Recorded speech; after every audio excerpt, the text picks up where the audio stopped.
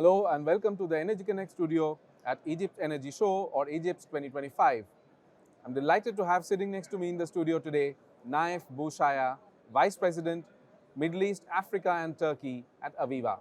Thank you so much, Nayef, for being with us. Pleasure. Thank you for inviting me. Thank you. And we are here in Egypt, in Cairo. What are your expectations and what is AVEVA's participation this year like? Yeah. So eventually, Egypt, this is the third year in a row, and we don't miss mainly Egypt.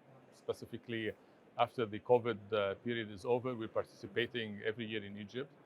The market is a potential big market for us, mainly Egypt, but as well Egypt and the North Africa. That looks lucrative as we move forward, be it Libya, Morocco, and Algeria.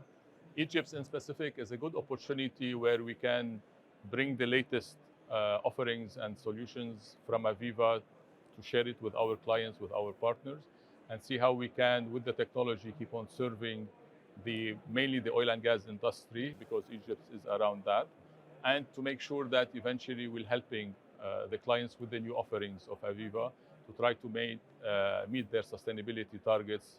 How do they reduce their emissions? And it's always opportunity to bring the latest and greatest that we are developing in order to showcase it and present it. And you have big plans for expansion and growth here in Egypt. Tell us more about that. So Egypt, as I mentioned, is becoming a lucrative market for us. We made the decision around 2 years back to set up an entity in Egypt. We started with a representation office, and lately, 2 months back, we did set up a full-blown legal entity in Egypt. Now we're hiring around 20 people. At the beginning, the plan was to hire only salespeople, around 2 to 3 resources. But because of the potential of the market and what we're seeing as we move forward, coming specifically from Libya, so we wanted to cover that market from Egypt. So we opened a legal entity in Egypt. The intention was to hire only local Egyptian nationals. It's amazing how big the number of talents you would find in Egypt, especially with the new generation. And this is how we are building the setup, whereby we moved from being a sales office to really being an office where we have customer support, pre-sales, we have marketing, we have finance, we have legal people, and hopefully soon we'll have delivery people to execute locally. And as well, we're building the ecosystem and we're growing our partners in the Egypt. And we have a good number of system integrators, be it partners of us or be it clients of us who are interested to becoming system integrators as well. To name few, MP or Petrojet and the likes in the market. So it's a big potential for us, and we're depending hopefully on the economy to keep on recovering in Egypt so we can keep on investing as we move forward. Building that kind of ecosystem means that you're betting big in the opportunities and the potential of the region. Potentially, if you look at that, definitely, because at the end of the day, the reason as well for opening a local setup is as well to support the local economy as much as we can, to bring the latest technologies available, and you know the word around AI, machine learning, and so on and so forth. And hence, we are doing all of that using the local capabilities of the talents that we're hiring from the fresh graduates from university or 2-3 years of experience, and plus some experienced resources, so it's a mix. As well, interesting, we're trying to bring more female compared to males, because this is as well a commitment from our side to bring that gender equality to the mix in the Middle East and Africa region, and specific in Egypt.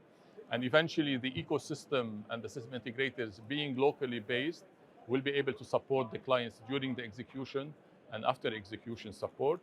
And frankly speaking, is in a way, it's from a cost perspective more lucrative for the clients using local system integrators to execute, and they secure that the support later on is still available because the people are locally based in Egypt. Now, you earlier spoke about the role of technology, and AVEVA being one of the foremost companies when it comes to technology.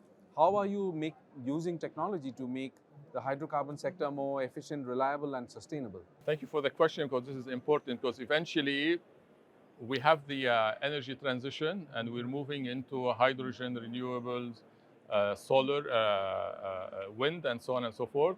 But we're still as well producing the traditional fuel or the gas that we have. And hence that operation is not going to disappear soon.